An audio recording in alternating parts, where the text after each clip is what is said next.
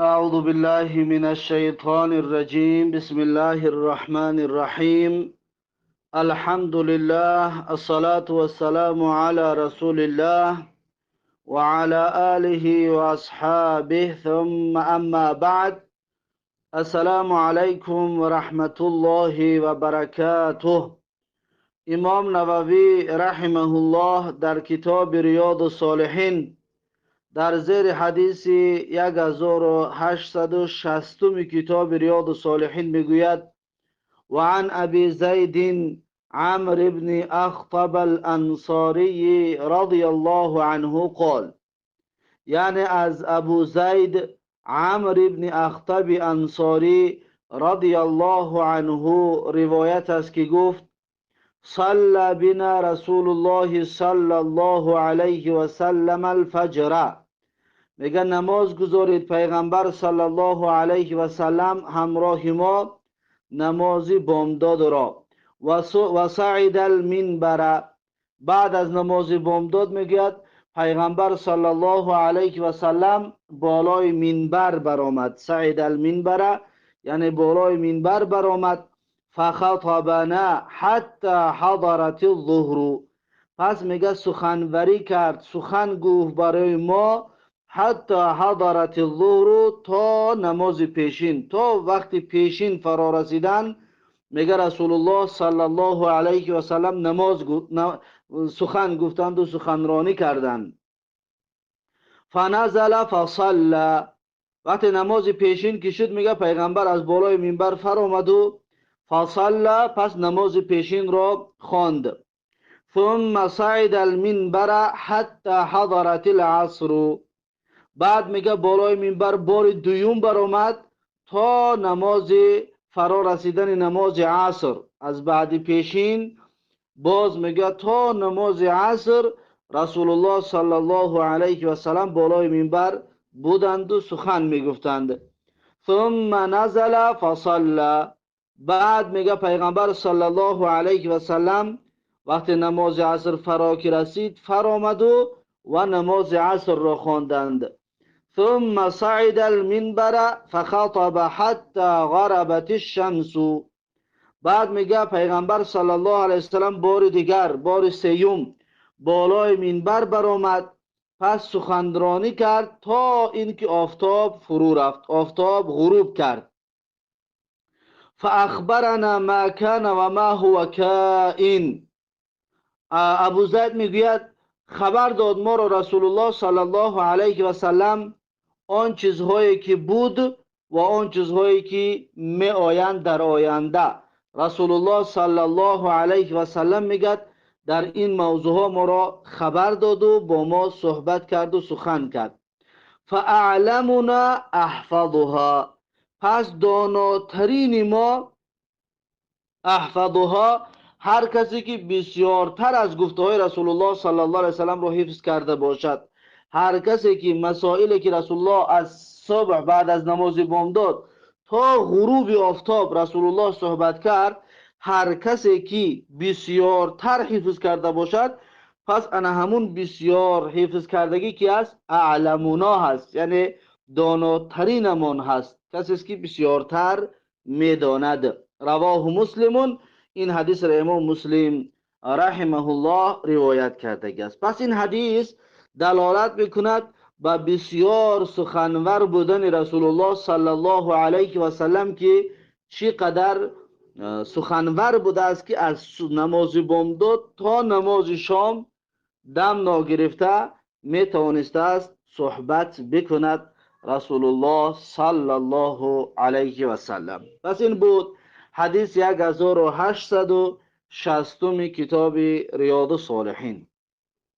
بعد از این امام نووی رحمه الله حدیث 1861 کتاب ریاض الصالحین را می آورد و میگوید: وعن عائشه رضی الله عنها قالت. یعنی از عایشه رضی الله عنها، ام المؤمنین عایشه رضی الله عنها روایت است که گفت: قال النبی صلی الله علیه و سلم. میگه رسول الله صلی الله علیه و سلم فرمودند که من نذر ان یطیع الله فلیطیعه. یعنی هر کسی که نظر بکند که اطاعت میکند الله را، پس اطاعت بکند. نظرش نظر عبادتی باشد، پس میگد اون عبادت را انجام بدهد. هر کسی که نظر بکند نظرش نظر عبادتی باشد، مثلا بگوید فلان کارم بود شود 3 روز روزه میگیرم، یا فلان کارم بود شود چند رکعت نماز میخوانم. یعنی که اینها نظرهایی هستند که این نظرهای شرعی هستند، یعنی که انجام دادنشان خوب است. پس میگه کسی که نظر بکند که اطاعت الله را میکنم، پس باید اطاعت بکند. و من نظر ان یعصی الله، و کسی که نظر بکند که معصیت میکنم، نافرمانی الله را میکنم، بگوید فلا یعصیه، پس میگه اون انسان نباید اون معصیت و گناه را انجام بدهد. یعنی یک انسان بگوید که اگر فلان کارم بود شود در سر قبر فلان شخص میرم، فلان داملو یا که فلان حضرت فلان مکان در رفته در سر قبر کسی مال را ذبح میکنم، این طور که باشد میگوید این کار را انجام ندهد، زیرا که مال را در سر قبر برده کشتن این شرک است. یا یک انسان بگوید فلان کارم اگر که بود شود فلان دزدی میکنم، یا که عرق نوش باشد بگه عرق نوشی میکنم، یا که خلاصه یک کار حرام را در بین بگذارد، بگه همین کارم بود شود همون کار حرام را انجام میدهم، رسول الله میگه که فلا یعصیه، پس این نظر کردگیش در وفا نکند، یعنی که این گناه و معصیت را انجام ندهد. رواه البخاری، و این حدیث را امام بخاری رحمه الله روایت کرده است.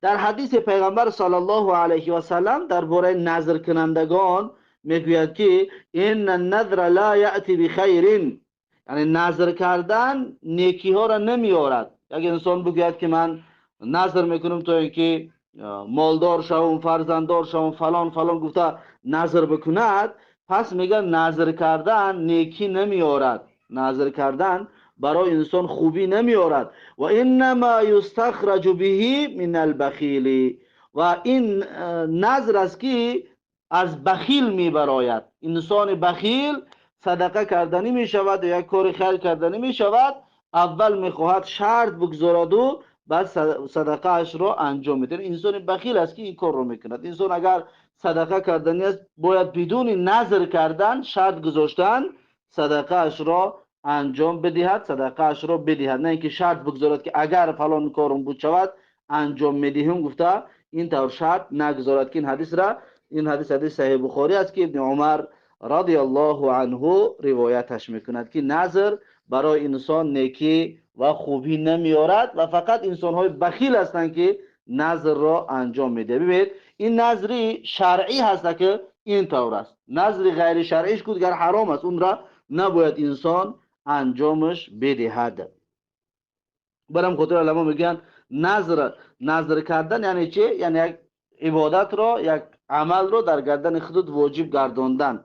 این در اصل میگد مکروه است، نظر کردن مکروه است، زیرا که از انسان بخیل این نظر میبرد. اما اگر در کار شرعی اگر انسان نظر میکند در گردنش واجب است که باید انجامش بدهد، اما در اصل حکمش کراهیت دارد. خب این بود حدیث 1861 کتاب ریاض الصالحین که این حدیث را امام بخاری رحمه الله روایت کرده است. بعد از این امام نووی رحمه الله حدیث 1862 کتاب ریاض الصالحین را میگوید و عن ام شریک رضی الله عنها ان رسول الله صلی الله علیه و سلم امرها بقتل الاوزاغ. پیش از اون که این حدیث را ترجمه بکنم، اولا در مسئله حدیث 1861 که گفتیم کسی اگر نظر در معصیت بکند اون نظر را نباید انجام بدهد. وقتی انجام ندهد آیا در گردنش کفاره واجب می شود یا نمی شود؟ یک انسان بگوید که اگر من فلان کارم بود شود من یک گوسفند است یا مال رو میبرم در سر قبر مثلا فلان کس ذبح میکنم، پس این شرک است، این را نباید انسان انجام بدهد. وقتی که شرک است انجام نمیدهد آیا کفاره میدهد یا نمیدهد؟ قول راجح در این مسئله همین است که بله کفاره میدهد، کفاره قسم میدهد، اما اون نظرش را انجام نمیدهد، زیرا که نظر شرک است. اما برای اون را انجام ندادن که نظر کردگی بود و کفاره میدهد، در قول راجح نزد علما همین است که کفاره باید بدهد. این توضیح مسئله حدیث 1861 کتاب ریاض الصالحین. خب اکنون حدیث 1862 در امام نووی رحمه الله میگوید و عن ام شریک رضی الله عنها، یعنی از ام شریک رضی الله عنها روایت است که ان رسول الله صلی الله علیه و سلم امرها بقتل الاوزاغی، میگه پیغمبر صلی الله علیه و سلم امر کرده است وی را، یعنی ام شریک را، با کشتن اوزاغ، با کشتن کیلس ها یا همون مارمولک زهرالوده که میگوین. پس ان همون مارمولک را کشتنش یا کیلس را کشتنش برای همون میگه پیغمبر صلی الله علیه وسلم ام شریک را امر کرده بود. کان ینفخو و قال، میگه پیغمبر صلی الله علیه وسلم گفت که کان ینفخو علی ابراهیم، یعنی بود میدمید، یعنی پوف میگفت کیلس در آتشی که برای ابراهیم علیه السلام آتش شعله‌ور کرده بودن یا آتش گریان کرده بودن، همون آتش رو میگه مارمولک یا همون کیلس پوف میگفت. از این حساب میگه پیغمبر صلی الله علیه وسلم امر کرده بود ام شریک را با کشتن مارمولک ها. این حدیث متفق علیه می باشد. این بود حدیث 1862 کتاب ریاض الصالحین.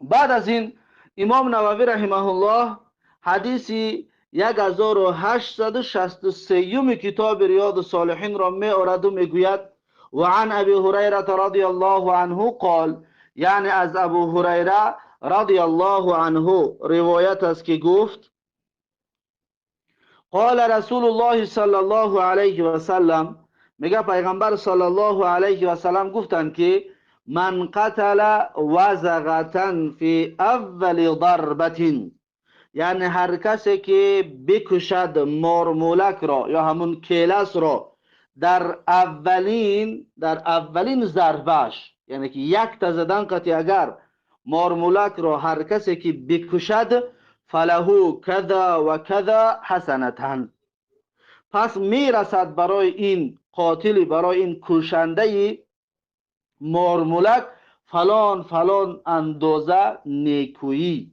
یعنی پیغمبر صلی الله علیه و سلم گفت که هر کسی که با یک ضربه اگر کیلس را بکشد پس چقدر ثواب زیاد دارد. و من قتلها فی الضربة الثانیه، و هر کسی که به قتل برساند بکشد مارمولک را در ضربه دویم باره زدن اگر که، یعنی یک تاش بزنن نمرد و دویم زدن اگر که بمیرد فله کذا و کذا حسنتا دون الاولا، پس برای اون انسان میگه فلان فلان اندازه نیکویی هست کمتر از اول. او آدمی که باید کیلس را بگیم قتل میکند ثوابش بسیارتر و با دویم ضربه شد این ثوابش میگه از اونده کمتر است. و این قتلها فی الضربة الثالثه، و اگر قتل کند مارمولک را در ضربه سیوم اگر به قتل برساند فله کذا و کذا حسنتن، پس برای اون انسان میگه فلان فلان اندازه نیکویی هست، یعنی که از اون دو تا ثوابش کمتر هست. یعنی چقدر بگیم زودتر به قتل رسانده شد یا کشته شود کیلس، همون قدر ثوابش بسیارتر است. یعنی که این اصلا برای تشویق است که انسان باید زودتر به قتل برساند کیلس را. وقتی که میبیند کار کند با یک تا زدن به قتل برساند کیلس را یا همون مارمولک را. و فی روایتین، در یک روایت دیگر آمده است که من قتل وزغا فی اول ضربة، یعنی هر کسی که قتل بکند مارمولک را در اولین ضربش کتب له 100 حسنة، نوشته می شود برای این انسان 100 ثواب میگه در نامه اعمالش نوشته می شود. و فی الثانیه دون ذلك، و در دویم ضربه اگر مارمولک را به قتل برساند میگه کمتر از این 100 ثواب است، یعنی ثوابش از 100 پایین تر می باشد، کمتر می باشد. و فی الثالثه دون ذلك، و در سیوم ضربه اگر مارمولک رو به قتل برساند اینش هم همچنین پایینتر و کمتر می باشد از اون دویم ده دیده، از دویم ده دیده ثوابش کمتر می باشد. رواه مسلمون، این حدیث را امام مسلم رحمه الله روایت کردگی است. خب چطور گفتیم منظور از در اولین ضربه زدن مقصد این است که زودتر به قتل رسانده شود، زودتر به قتل رسانده شود و فاصله یا که وقت را نگیرد برای کشتن. برای هم خاطر چند قدر زودتر کشته شد همون قدر ثوابش زیادتر می باشد. این بود حدیث 1863 کتاب ریاض الصالحین. بعد از این امام نووی رحمه الله حدیث 1864 کتاب ریاض الصالحین را می آورد و می گوید: وعن ابي هريره رضي الله عنه ان رسول الله صلى الله عليه وسلم قال، یعنی از ابو هریره رضی الله عنه روایت است که هر آن رسول الله صلی الله علیه و سلم فرمودند که قال رجل، میگه مرد گفت که لا تصدقن بصدقه، گفت حتما من صدقه میدهم. یک بار صدقه میتیم گفته یک مرد میگه خودش قسم یاد کرد یا عهد بست که صدقه میدهم. فخرج بصدقته، پس میگه برآمد برای صدقه دهی. یعنی زمانهای پیش وقت انسان هایی که میخواستن صدقه بدهند در شبی در تاریکی صدقه را میدادند تا اینکه صدقه دهنده شناخته نشود و ریا نشود. گفته این دور عادت ها که داشتند. پس میگه این مرد فخرج بصدقته، شبانگاه در تاریکی صدقهش در دستشو و بیرون برآمد. فوضعها فی ید سارق، پس این صدقه کردگیش رو میگه ندانسته و نفهمیده در دست دزد داد. یکی از دزدا میگه در اون تاریکی آنجا بود، در اون تاریکی که بود میگه در دست اون وقتی که صدقه را که داد صدقهش داد بعد فهمید که این دزد بود است. میگه فاصبحوا یتحدثون، پس شب وقتی که روز که شد میگه مردم صحبت میکردن تصدق علی سارق، یعنی صدقه داده شده است بر دزد. یعنی دیگه در همه جا آوازه شد که این شب یک صدقه دهنده به دزد صدقه داده است. فقال، پس این مرد صدقه دهنده میگه گفت اللهم لك الحمد، یعنی ای بار اله حمد و ستایش برای تو، حمد و ستایش برایت ای ذات پاک. لا تصدقن بصدقه، و حتما صدقه من میدهم. چطوری که قصد کردگی بدم نیت کردگی بدم حتما من صدقه میدهم. فخرج بصدقته، بار دوم میگه با صدقه اش رو گرفت و برآمد در تاریکی ها. فوضعها فی ید زانیه، پس میگه این دو صدقه اش رو نادانسته و نافهمیده به دست زن زیناکار داد، به دست یک زن زیناکار این صدقه را داد. فاصبحوا یتحدثون، پس شب روز که شد مردم صحبت میکردن سخن میکردن که تصدق اللیلة علی زانیه، یعنی صدقه داده شده است امشب بر زیناکار، بر زن زیناکار امشب صدقه دادند. فقال، باز این مرد میگوید اللهم لك الحمد علی زانیه، ای بار اله حمد و ستایش برای تو علی زانیه، یعنی ای بار اله من نمیدونستم که اون زیناکار است، یعنی نفهمیده به دست زیناکار من صدقه ام رو دادم. باز میگه این مرد قصد کرد که لا تصدقن بصدقه، گو حتما من صدقه میدهم. یک بار بگم یک صدقه من گفت میبرارم، دفعه سیوم. فخرج بصدقته، دفعه سیوم میگه این مرد صدقه اش رو گرفت و برآمد. فوضعها فی ید غنی، پس میگه گذاشت در تاریکی شب این صدقه را به دست یک ثروتمنده، به دست انسانی که محتاج نبود، انسانی که مالدار بود، میگه در دست اون صدقه را داد. فاصبحوا یتحدثون، پس شب روز که شد مردم میگه گفتگو میکردند و سخن میکردند. تصدق علی غنی، میگفتن مردم میگفتن که صدقه داده شده از بر بای و ثروتمنده و انسانی که نیاز ندارد، محتاج نیست، امشب کسی به اون صدقه داده است. فقال، پس میگه این مرد صدقه دهنده گفت اللهم لك الحمد على سارق وعلى زانیة وعلى غنی. ای بار اله، گفت حمد و ستایش برای تو، اولا که نمیدونستم یکمش دزد است و دویمش زناکار است و سیومش ثروتمند و بای هست. دیگه این مرد تعجب کرد، 3 بار صدقه کنی میبراید، قصد میکند میرود، به دست اینها میافتد. تعجب کرد این مرد. میگه فاوتی فقیل له، پس وقتی میگه این مرد خواب کرد، میگه فاوتی یعنی که در خوابش میگه کسی آمد و فقیل له، پس میگه برای این مرد گفت اما صدقتك علی سارق، اما گفت صدقه تو به دست دزد افتیدنش، یعنی دزد تو صدقه دادی، فلعله ان یستعف عن سرقته، شاید امید است که اون دزد خودداری کند از دزدیش، یعنی شاید همین صدقه تو سبب شود اون دزد دیگر دزدی نکند.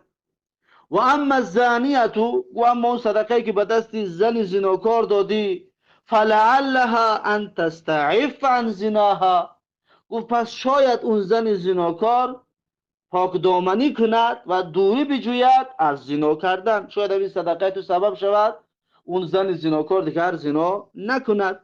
و اما الغنی، اما گفت اون انسان ثروتمند، فلعله ان یعتبر، یعنی که شاید که گفت اون انسان ثروتمند درس و عبرت بگیرد از صدقه تو، یعنی که درس بگیرد که صدقه دادن به این طریق هم بوده است، صدقه دادن می شده است، پس شاید برای اون را یک درس بشود.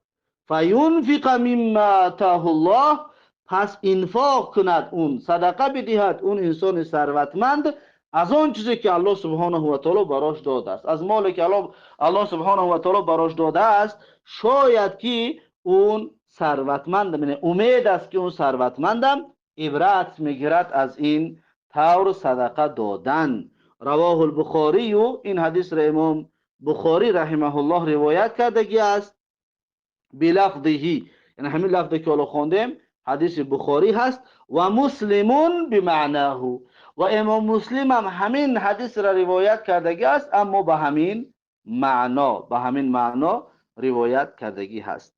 و در اینجا یک مسئله، یک انسان میخواست که زکات مالش رو بدهد و زکات مال رو نفهمیده یا نادانسته، یا یک انسان رو دید لباسهایش رو که بسیار انسان فقیر نما بود، یک انسان از لباساش انسان فقیر وانمود بود، پس این انسان زکات دهنده زکاتش را به اون انسانی که شکلش ظاهرش فقیر است داد. بعداً فهمید که این انسان لباساش همین خیلی فقیرانه است اما خودش ثروتمند است. آیا زکاتش درست می شود یا نمی شود؟ بله درست می شود. زکات دیگر از سر نو نمی دهد. چرا؟ زیرا اینکه این انسان اجتهاد کرد، این انسان ظاهر اون را دید، به نیتی که این انسان محتاج است گفته زکات را در دست این که داد، و بعدن که فهمید که این انسان محتاج نبوده است و ثروتمند بوده است، از گردنش ساقط می شود زکات. همچنین صدقه هم، این انسان صدقه یکم شبورد به دست دزد داد، صدقهش یعنی که انسان محتاج گفته داد، صدقهش درست است. یا که دویم صدقهش به دست زناکار افتید و اینم صدقهش درست است. سوم صدقهش به دست بای افتید، این صدقه های کردهش درست و جایز بودند. اما این انسان وقتی که میفهمید به دست انسان ناخوب افتیده است، یا که انسانی که سزاوار صدقه نیست یا حق صدقه قبول کردن ندارد، این انسان با دفعه دوم تکرار میکرد صدقه، دفعه سیوم صدقهش را تکرار میکرد. اما اگر که تکرار هم نمیکرد، همون صدقه اولش چی بود؟ درست و جایز بود. چطوری که یک انسان بگیم ظاهر یک کس رو دیده صدقه بدهد، بعد بفهمد زکات بدهد، بعد بفهمد که او ثروتمند است، زکاتش صدقهش درست است، دیگر اعاده کردنش از سر نو دادنش واجب نمی باشد. خب این بود حدیث 1864 کتاب ریاض الصالحین. با همین این حدیث به پایان رسید. بعد از این امام نووی رحمه الله حدیث 1865 کتاب ریاض الصالحین را می آورد و میگوید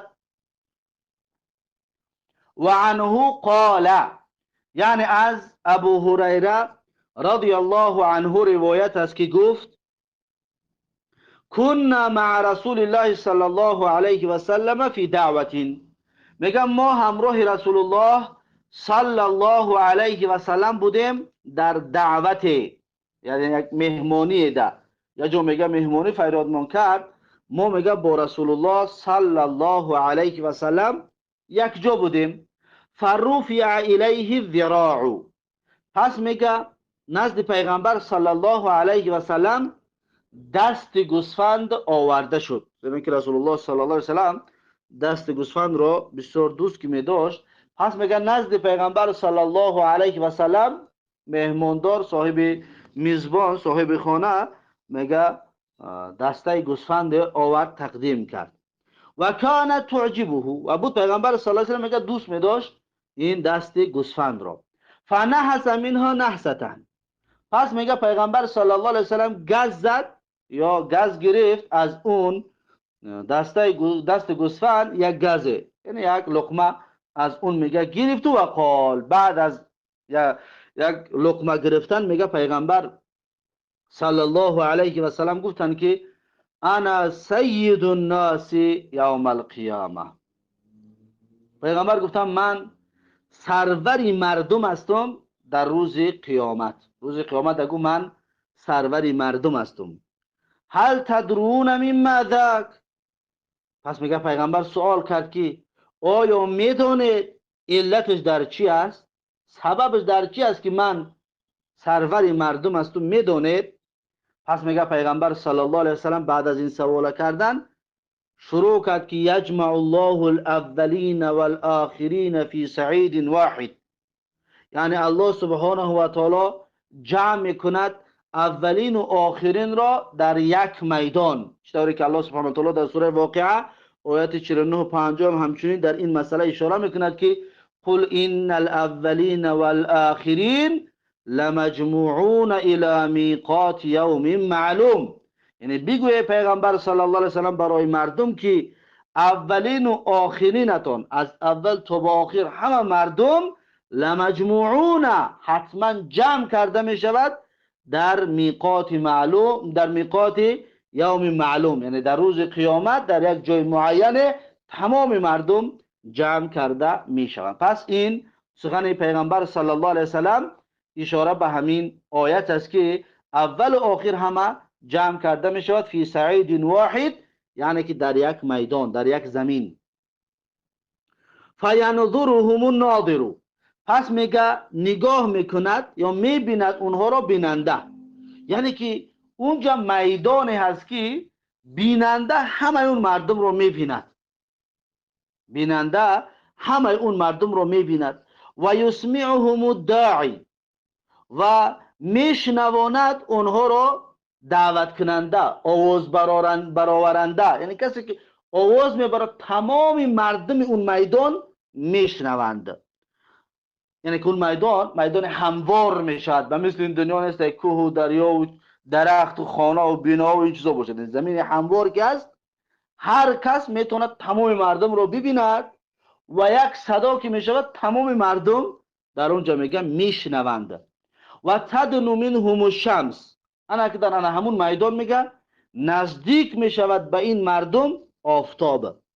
فیبلغ الناس من الغم والکرب ما لا یطیقون ولا یحتملون. فیبلغ الناس، پس میرسد مردم من الغم، از غم و کرب و دهشت و وزمینی که ما لا یطیقونه، یعنی دیگه طاقت نمیکنن، دیگه طاقت کرده نمیتوانند، ولا یحتملون، دیگه برداشتم ندارن این وزمینی ده. یعنی بسیار حالتی تنگ و حالتی وزمین که آفتاب به مردم نزدیک می شود در اون میدان. فیقول الناس، پس میگه مردم میگویند الا ترون الى ما انتم فیه الى ما بلغکم، الا ترون یعنی آیا شما نمیبینید، الى ما انتم فیه یعنی به آنچه که شما در آن چیز گرفتار شدگی هستند، الى ما بلغکم یعنی به آن حد رسیدگی هستید شما، آنچنان وزمینی، آنچنان دشواری، آنچنان سختی آمده است که به اون سختی رسیدیم. آیا میگه شما نمیبینید؟ الا تنظرون من یشفع لکم الی ربکم، آیا نمیابید؟ الا تنظرون یعنی که آیا نمیبینید یا که نمیابید من یشفع لکم، کسی که شفاعت بکند برای شما الی ربکم به نزد پروردگارتون، یعنی که آیا یگان کسی نیست که برای نزد پروردگار شفاعت بکند و الله جل جلاله همه ما و شما را از این سختی و از این غم و از این مشکلات خلاص همون کند. فیقول بعض الناس لبعض، پس میگویند بعض مردم برای بعض دیگرشان، یعنی بعض مردم به یک دیگر میگویند که ابوکم آدمو، یعنی پدرتون آدم، کسی که شفاعت میکند این کی است؟ پدرتون آدم علیه السلام. فیاتونه فیقولون، پس مردم همه میروند نزد آدم علیه السلام. پس آدم علیه السلام رو مردم میگویند یا آدم انت ابو البشری، میگن ای آدم تو پدری بشریت هستی، خلقك الله بیده، الله تبارک و تعالی تو را با دستش خلق کردگی است، و نفخ فیک من روحه، و الله سبحانه و تعالی از روح خودش، یا که از روحی که الله خودش خلق کرده است، از انا همان روح الله در تو دماندگی است، همان روحی که الله سبحانه و تعالی خودش خلق کرده است به تو دمانده است، چطوری که الله در سوره حجرات آیت 29 میگه که و نفخت فیه من روحی، یعنی دمانیدم با آدم در آدم علیه السلام از روحی که من خودم خلقش کرده بودم، از روح خلق کرده میگه با آدم علیه السلام دمانیدم. پس مردم این آیات ها را که خواندگی بودن، این چیزها را که میدانستن، پس رفتن نزد آدم علیه السلام و این فضیلتاش ذکر کردن که ای آدم تو این فضیلت ها را داشتی، تو این فضیلت ها را داری. و امر الملائکه فسجدوا لك، باز مردم میگویند که ای آدم علیه السلام الله امر کرد ملائکه ها رو، پس ملائکه ها سجده کردند به تو، چطور که الله در سوره بقره آیت 34 میگه و اذ قلنا للملائکه اسجدوا لآدم فسجدوا الا ابلیس ابى واستكبر و کان من الکافرین، یعنی الله سبحانه و تعالی میگه زمانی که گفتیم برای ملائکه ها که سجده کنید آدم علیه السلام را، سجده شکر، پس مردم میگه همه سجده کردند، ملائکه همه سجده کردند الا ابلیس، غیر ابلیس سجده نکرد و ابا و استکبر، روی گردانید و کبر کرد و کان من الکافرین، و ابلیس از جمله کافران بود. پس این فضیلت آدم علیه السلام را همچنین مردم برای آدم علیه السلام پیشکش میکند و تقدیم میکند. و اسکنک الجنت، میگه که الله سبحانه و تعالی تو را در جنت جایگیر کرد، یعنی تو در جنت بودی، در داخل جنت بودی، در نعمت بودی. الا تشفع لنا الی ربک، گو آیا شفاعت نمیکنی برای ما در نزد پروردگارت؟ ای آدم اگر اینقدر فضیلت ها داری تو، بیا در نزد پروردگارت شفاعت که ما را از این محشر، از این میدان خلاص کند، این میدانی که اینقدر آفتاب نزدیک و اینقدر جای دهشت و وزمین، ما را الله خلاص کند از این میدان. گفتم مردم نزد آدم علیه السلام شکایت بردند. اکنون آدم چی میگوید؟ اولا الا تشفع لنا الی ربک، این آیا برای ما شفاعت نمیکنی در نزد پروردگارت؟ الا ترى ما نحن فیه، مردم میگن که آدم آیا نمیبینی در اون حالی که ما قرار داریم و ما بلغنا با اون مشقتی که ما رسیدیم، آیا این مشقت و آزمونی ما رو تو نمیبینی؟ فقال، پس آدم علیه السلام جواب میدهد میگوید این ربی غضب غضبا لم یغضب قبله مثله. میگوید هر آینه پروردگارم غضب کرده است، غضبی که غضب نکرده بود پیش از این به مثل این غضب. چنان امروز پروردگارم با غضب است، میگه پیش از این میگه اینطور غضب کردگی نبود. ولا یغضب بعده مثله، میگه بعد از این هم پروردگارم به مثل امروزه دیگر غضب نمی کند. میگه و انه نهانی عن الشجرتی، اکنون علت را بیان میکنند، میگه که هر آینه پروردگارم منع کرده بود من را از خوردن درخت، از خوردن اون درخت. پروردگار رو میگه من را منع کردگی که بود، فعصیتو، من سرکشی کردم، معصیت کردم، گناه کردم. پروردگارم گفته بود که با اون درخت نزدیک نشو، من سرکشی کردم. چطوری که الله در سوره بقره آیت 35 میگوید و کلا منها رغدا، یعنی از نعمت جنت هر چیزی که هست فراوان و زیاد و بسیار، هر چیزی میفورتون بخورید، حیث شئتما، هر جایش ده میخواهید بگردید، ولا تقرب هذه الشجرة، و اما نزدیک نشوید به این درخت. الله سبحانه و تعالی تمام نعمت جنت در اختیار آدم علیه السلام داد و اما گفت به همین درخت نزدیک نشوید. اما آدم علیه السلام رو شیطان آمد، فوسوس لهما الشیطان، پس میگه آمد آدم علیه السلام رو با ماما حوا شیطان وسوسه کرد. پس آدم علیه السلام شیطان قسمش را باور کرد و به اون درخت نزدیک شد که سرکشی از فرمان الهی کرد. پس آدم علیه السلام میگه فعصیت، من گناه کردم، معصیت کردم، پروردگارم گفته بود که از این درخت نخور، من نزدیک شدم. نفسی نفسی نفسی، یعنی که به حال خودم من گرفتار هستم و به حال خودم گرفتارم، به حال خودم گرفتارم گفته آدم علیه السلام بیان میکند و بعد میگوید اذهبوا الی غیری، با غیر من پیشش بروید، یعنی اون کسی دیگر بروید، پیش دیگر کس بروید. اذهبوا الی نوح، آدم علیه السلام راهنمایی میکند که میگوید بروید نزد نوح علیه السلام. فیاتون نوحا، پس مردم همه نزد نوح علیه السلام میرود، مردم همه نزد نوح علیه السلام میرود، زیرا که نوح علیه السلام دومین پدر بشریت که هست. پس مردم همه نزد نوح علیه السلام میرود. فیقولون، پس مردم نوح علیه السلام رو میگوید که یا نوح، یعنی ای نوح، انت اول الرسل الى اهل الارض، میگه تو اولین پیغمبر به اهل زمین هستی. و قد سماک الله عبدا شکورا، و واقعا میگه الله تبارک و تعالی تو را ای نوح علیه السلام بنده شکرگزار نامیده است. الله سبحانه و تعالی ای نوح تو را بنده شکرگزار نامیده است. الا ترى الى ما نحن فیه، یعنی میگه که ای نوح، آیا نمیبینی تو ما در چه حال قرار داریم؟ آیا تو نمیبینی ما در چه حالت قرار داریم؟ الا ترى الى ما بلغنا الا تشفع لنا الى ربک، میگه که آیا نمیبینی ما در چه مشقت هستیم؟ الا تشفع لنا، آیا شفاعت نمیکنی ما را الى ربک، به نزد پروردگارت، یعنی برای ما در نزد پروردگارت آیا شفاعت نمیکنی؟ فیقولو، پس نوح علیه السلام میگوید این ربی غضب اليوم غضبا، میگوید هر آینه پروردگار من غضب کرده است امروز غضبی که لم یغضب قبله مثله، یعنی غضب نکرده بود پیش از این مثل امروزه، مثل که حالا غضب کردگی است.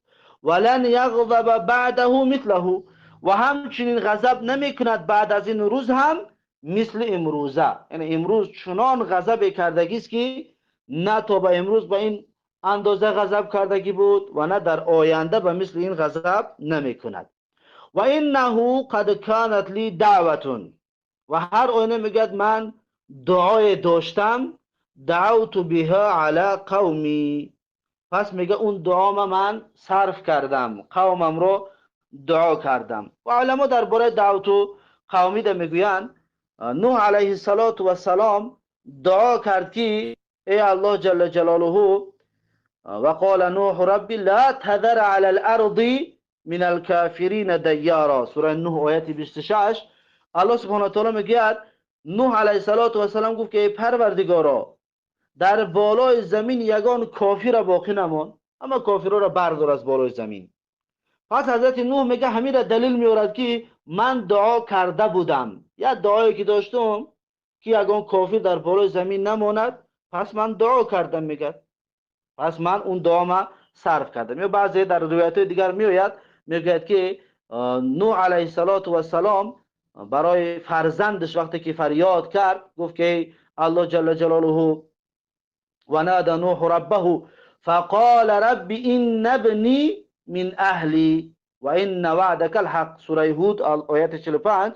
میگه نوح علیه السلام دعا کرد، فریاد کرد که ای پروردگار، این ابنی من اهلی، گفت فرزندم از اهل من است، یعنی که الله سبحانه و تعالی نوح علیه السلام رو وعده داده بود برای نجات دادن اهلش.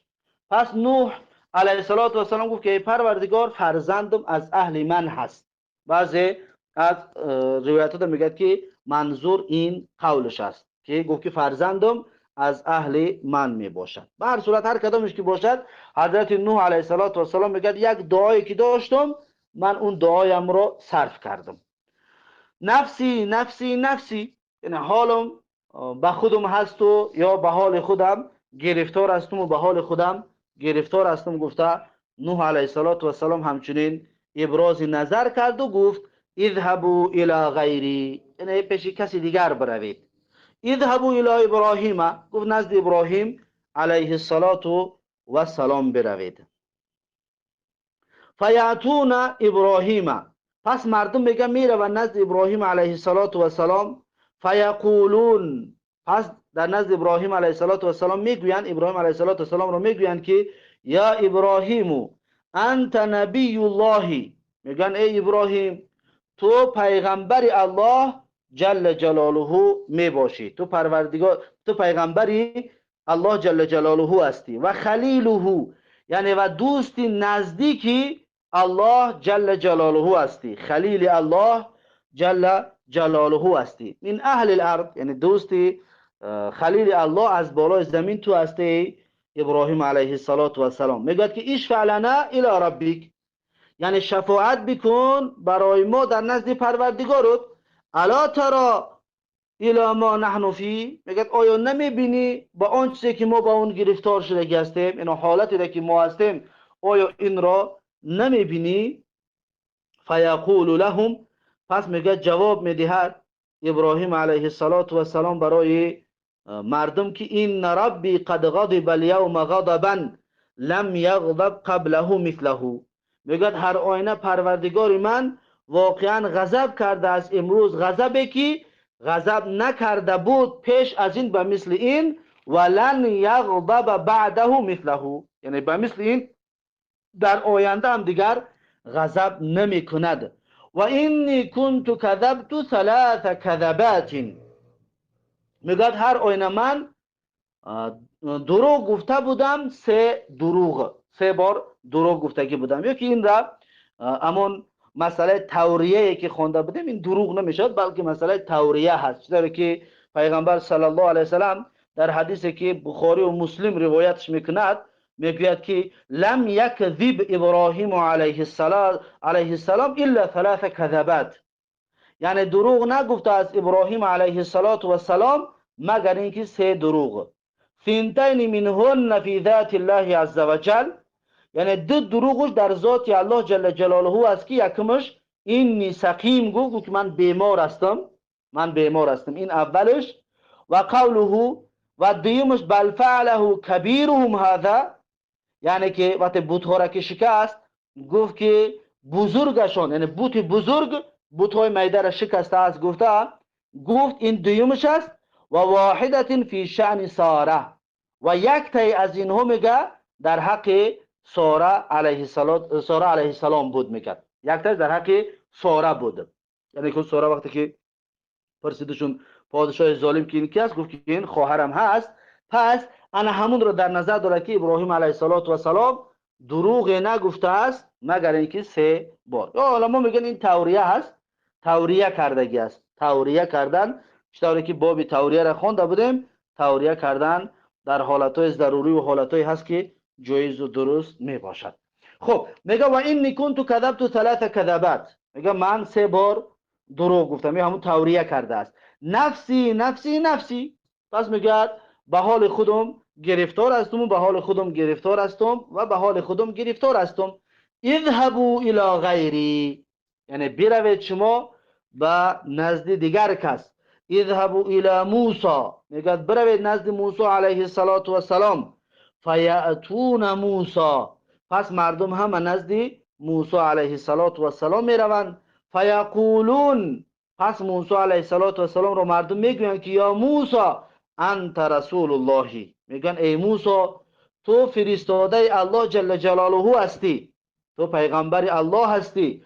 فضلك الله برسالاته و بکلامه علی الناس، یعنی برتری داده است الله سبحانه و تعالی تو را با پیغمبری و با سخن کردن در بین مردم. یعنی که تو موسی علیه السلام برتری داره که تو پیغمبر هستی، باز برتری داره که الله با تو سخن گفتگی است، سخن کردگی است در علی الناس، بر بالای مردم تو این فضیلت را داری. اشفع لنا الی ربک، یعنی شفاعت کن برای ما در نزد پروردگارت. الا ترى الی ما نحن فیه، میگه آیا نمیبینی در اون حالتی که ما هستیم، اون مشقت و اون وزمینی که ما قرار داریم. فیقولو، پس موسی علیه السلام میگوید که ان ربی قد غضب اليوم غضبا لم یغضب قبله مثله، میگه هر آینه پروردگار من غضب کرده است امروز غضبی که غضب نکرده بود پیش از این، مثل این غضب کردگی نبود. میگه ولن یغضب بعده مثله، و همچنین غضب نمیکند بعد از امروز مثل که امروز غضب کردگی است. و اینی قد قتلت نفسا لم اومر بقتلها، پس حضرت موسی علیه السلام هم همچنین عذرش بیان میکند که میگه که من قتل کردم نفسی را که دستور نبود برای قتل کردنش، یعنی فرمان نشده بود که ما او را قتل کنم، اما من یک مرد را، یک نفس را میگه قتل کردم. چطوری که الله سبحانه و تعالی در سوره قصص هم آیت 15 این قصه را بیان میکند، وقتی که از اهل موسی علیه السلام با اهل فرعون، از یک مرد از اهل موسی با یک مرد از اهل فرعون میکرد جنگ شد، در حالت جنگ بودن که الله در سوره قصص میگوید و دخل المدینه على حین غفلة من اهلها فوجد فیها رجلین یقتتلان، 2 مرد رو دید میگه با یکدیگر در حالت جنگ است. هذا من شیعته و هذا من عدوه،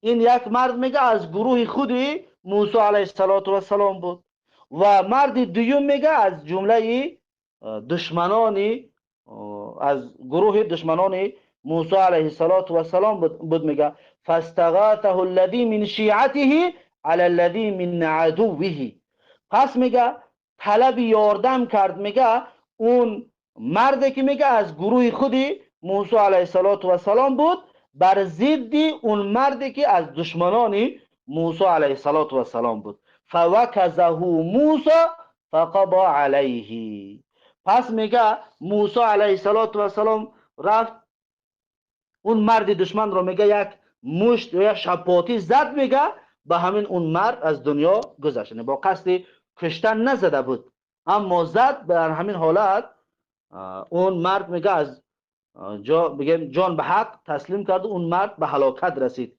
پس میگه حضرت موسی گفت قال هذا من عمل الشیطان انه عدو مضل مبین، گفت ای الله این یا که این از عمل شیطان است، یعنی کاری نادرست کرد، این از عمل شیطان است. هر آینه این شیطان دشمن گمراه کننده آشکار می باشد.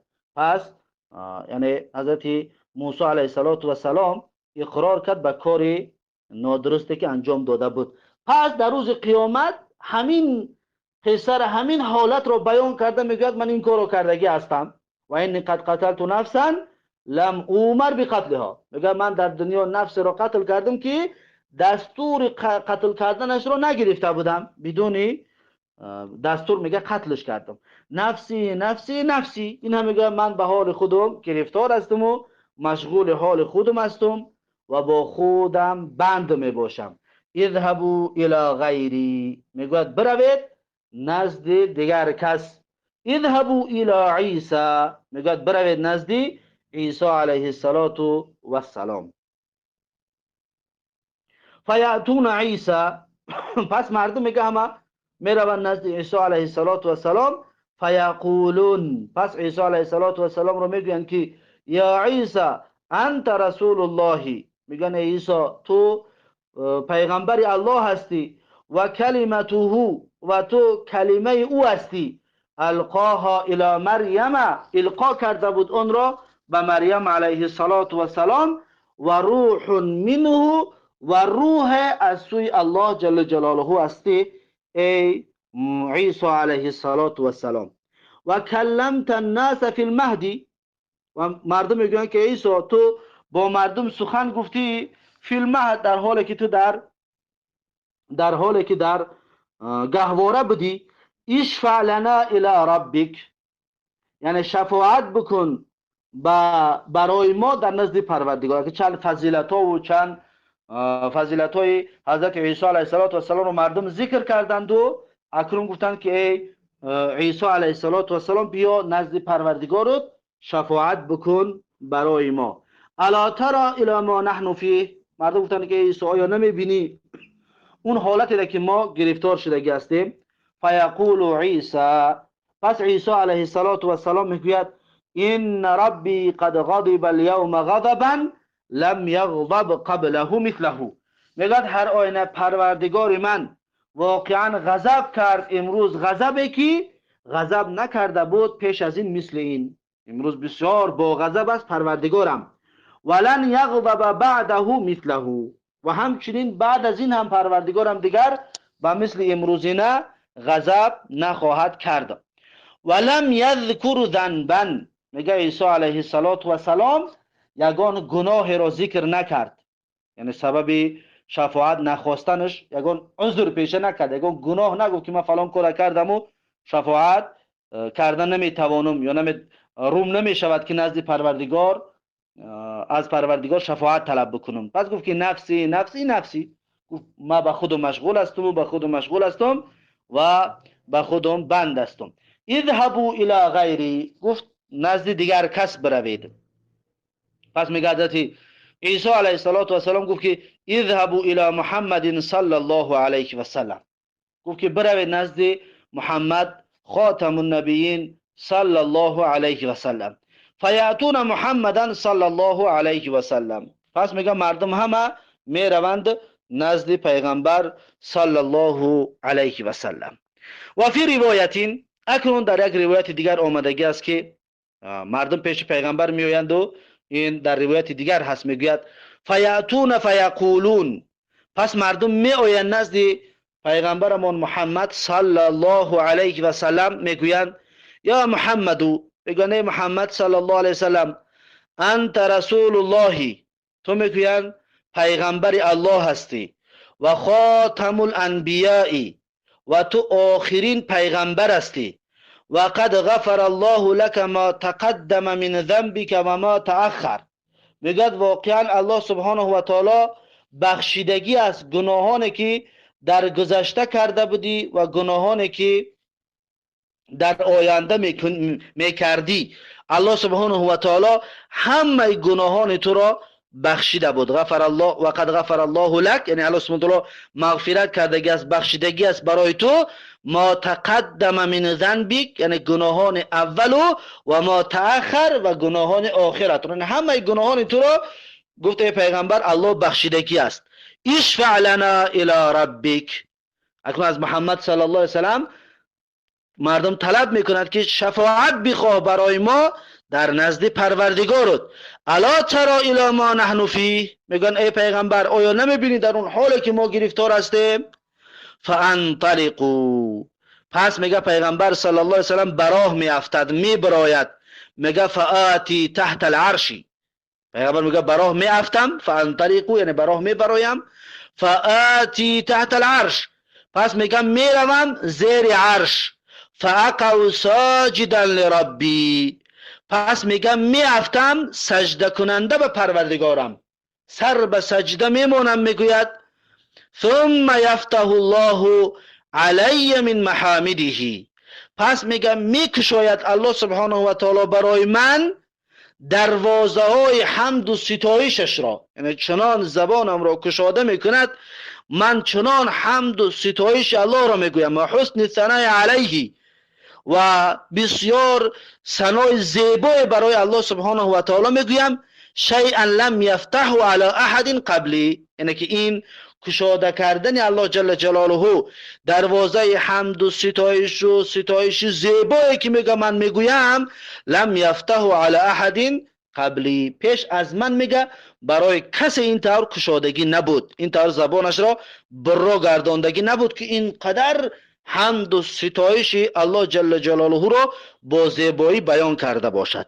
ثم یقالو، بعد از در سجده دعا و حمد و ستایش کردنم میگد، گفته می شود برای من که یا محمد، ای محمد صلی الله علیه وسلم، ارفع رأسک، سرت را بردار، سل تعطه، یعنی بپرس داده می شوی، واشفع تشفع، یعنی شفاعت طلب بکن، شفاعت تو قبول کرده می شود. شفاعت بکن، کسی را میخواهی، چیزی را میخواهی طلب بکن، برای تو داده می شود و شفاعتت قبول کرده می شود.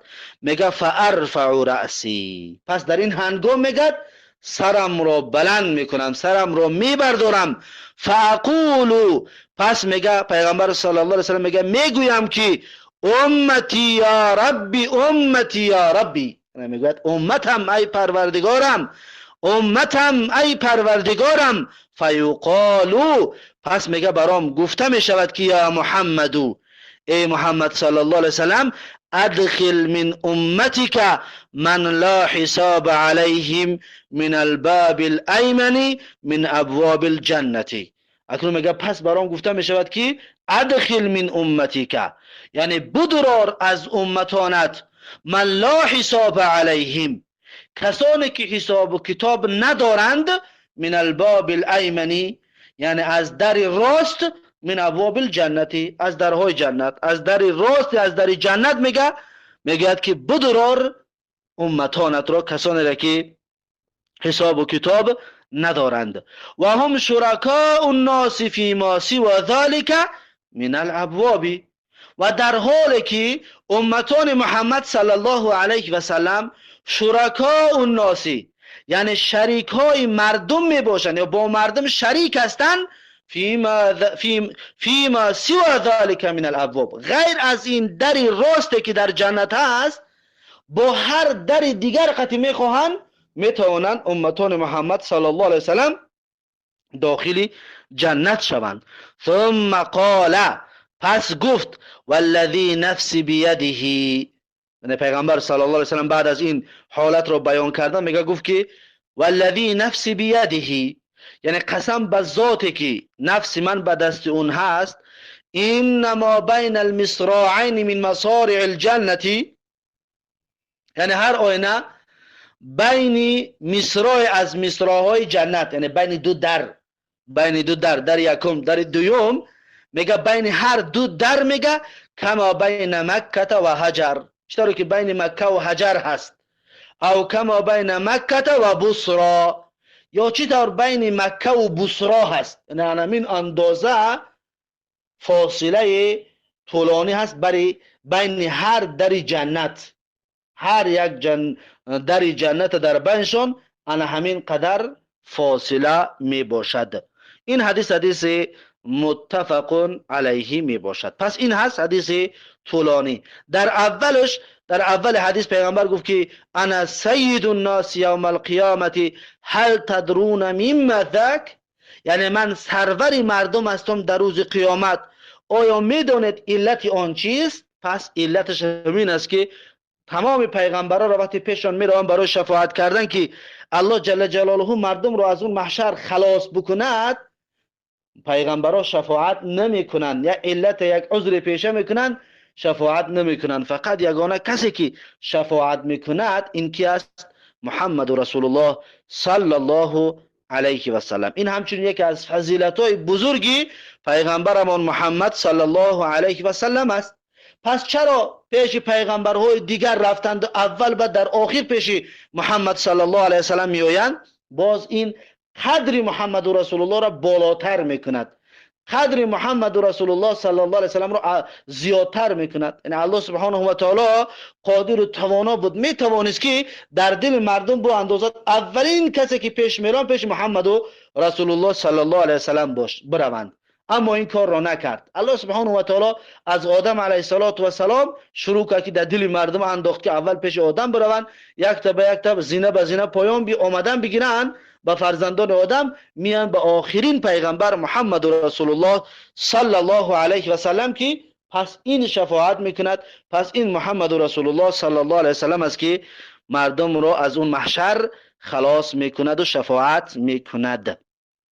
پس این بود این حدیث طولانی. این همچنین به آخر است حدیث 1865 کتاب ریاض الصالحین. بعد از این امام نووی رحمه الله حدیث 1866 کتاب ریاض الصالحین را می آورد و میگوید این حدیث را ان شاء الله درس آینده خواهیم گرفت. پس درس امروزه را در اینجا به پایان میرسانم تا درس آینده. الله حافظ و مددگار. بارك الله فيكم وجزاكم الله خيرا والسلام عليكم ورحمة الله وبركاته.